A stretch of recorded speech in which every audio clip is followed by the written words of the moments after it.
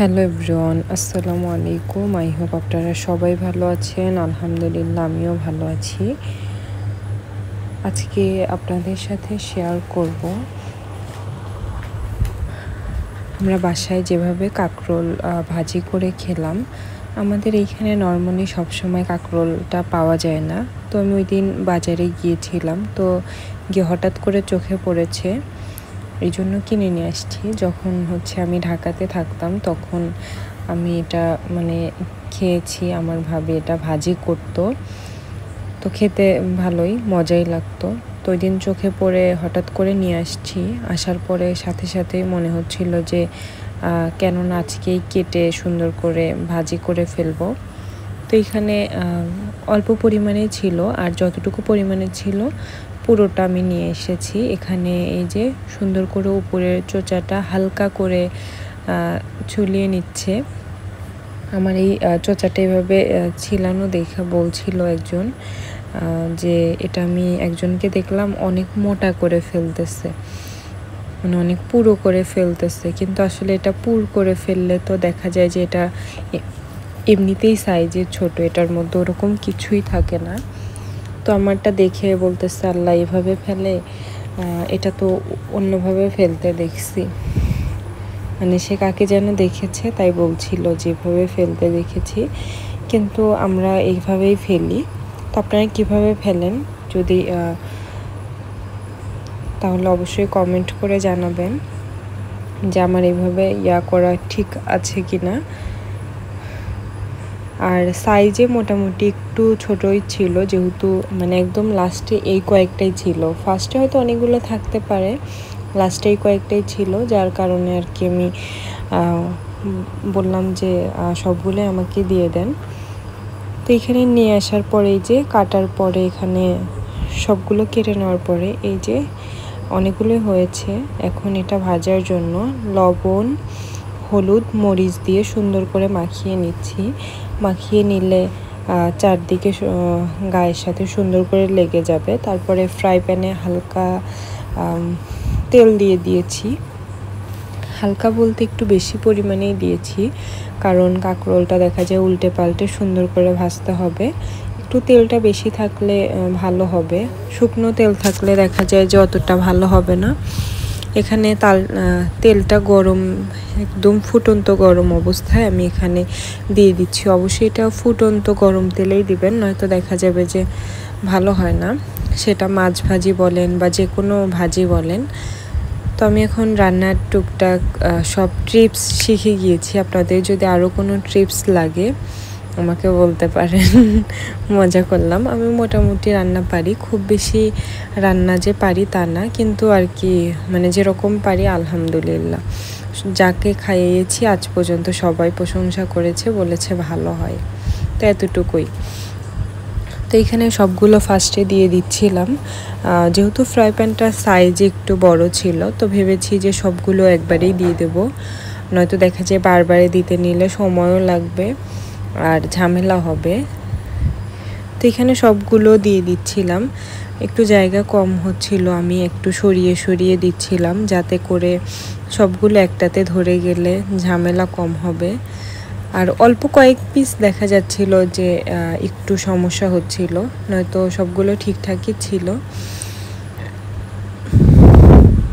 তেলটা একটু বেশি পরিমাণে ছিল, যার কারণে একটু সাইড দিয়ে বেশি হয়ে যাওয়ার পরও এত সমস্যা হচ্ছিল না।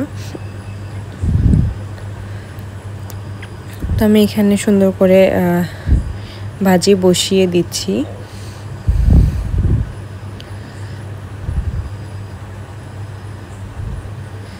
একভাবে সাজিয়ে সাজিয়ে দিচ্ছিলাম যাতে উল্টানোর সময় বোঝা যায় যে আসলে কোন দিক থেকে উল্টিয়েছি, কারণ দেখা যায় এক পাশে উল্টিলে আর এক পাশে না উল্টালে সমস্যা হয়, এক পাশে পোড়া লেগে বেশি যায় আর এক পাশে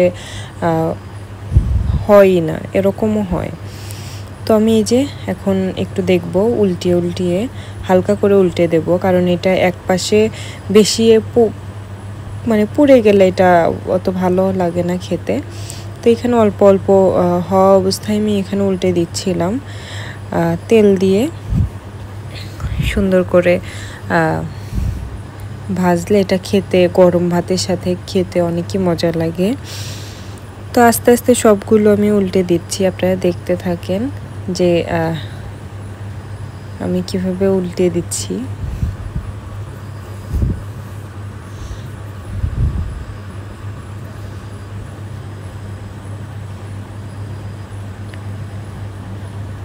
যেহেতু একটু মানে কাছাকাছি ছিল সবগুলো, তো যার কারণে একটু প্রবলেম হচ্ছিল, কিন্তু আসলে যেহেতু অনেক বেশি ছিল যার কারণে অতটা দেখা যাচ্ছিল যে সমস্যা আবার হচ্ছিল না।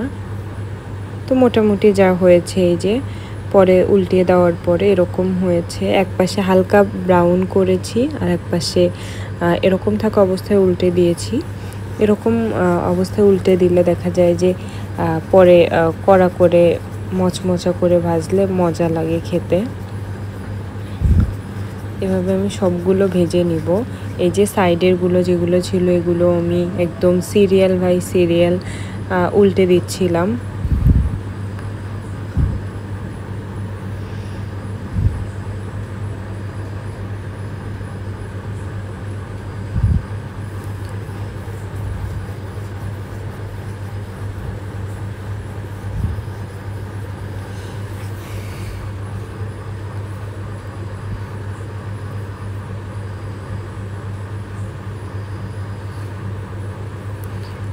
ফ্রাই প্যানটা একদিকে একটু মানে সাইড দিয়ে হালকা একটু উঁচু, তো তেলটা দেখা যায় যে মাঝখানের দিকে বেশি থাকে। একটু পুরনো হয়ে গেছে যার কারণে একটু তলাটা একটু বেশি নিচ হয়ে গিয়েছে আর সাইডটা একটু হালকা উঁচু আছে।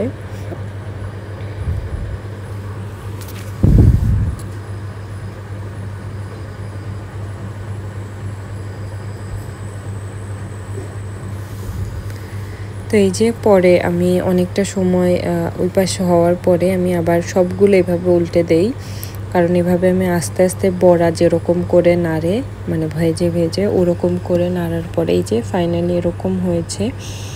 এই কাঁকরোল ভাজিটা খেতে অনেক মজা লেগেছে। আর এই যে আমি আপনাদেরকে সেদিন বিকালে হালকা একটু নুডলস রান্না করেছিলাম, তো সেটাই একটু ভিডিও আপনাদের সাথে শেয়ার করছি। এখানে নুডলস পাস্তা আমি দুটো একসাথে মিক্স করে ভাজি, এটা খেতে মজা লাগে। এটা আমি ডিম দিয়ে করছিলাম।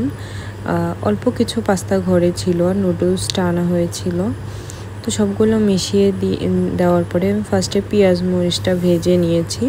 নেওয়ার পরে হালকা একটু মশলা দিয়েছিলাম, মশলা দিয়ে তারপরে নুডলসটা ঢেলে দিয়েছি। তো এরকম যে খেতে যারা যারা পছন্দ করে, আসলে নুডলস এক একজন খেতে এক এক রকম পছন্দ করে, কেউ স্যুপ খায়, কেউ আসলে অন্যরকম খায়। দেখা যায় যে এক একজনের রুচি এক এক রকম। তো আমি এখানে মশলা দিয়ে সুন্দর করে আরও নেড়ে চেড়ে নিচ্ছিলাম। নুডলসটা খেতে ভালো লেগেছে, সবাই পছন্দ করেছে। বিকালবেলা দেখা যায় নুডলস খেতে সবাই পছন্দ করে, ছোট থেকে বড় সবাই পছন্দ করে।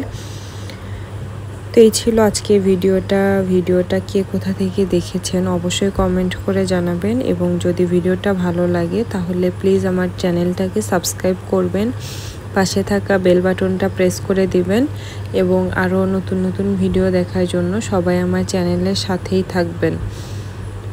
আজকে ভিডিওতে এ পর্যন্তই রাখছি। সবাই ভালো থাকবেন, সুস্থ থাকবেন।